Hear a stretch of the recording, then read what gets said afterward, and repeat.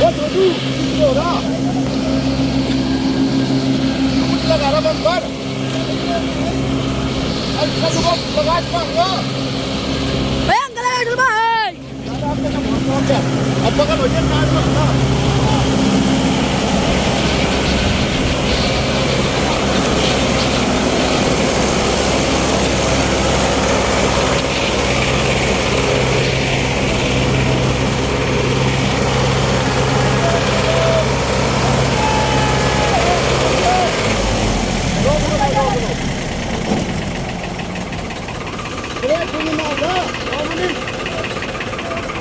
यहाँ पे टक्कर मार चुका है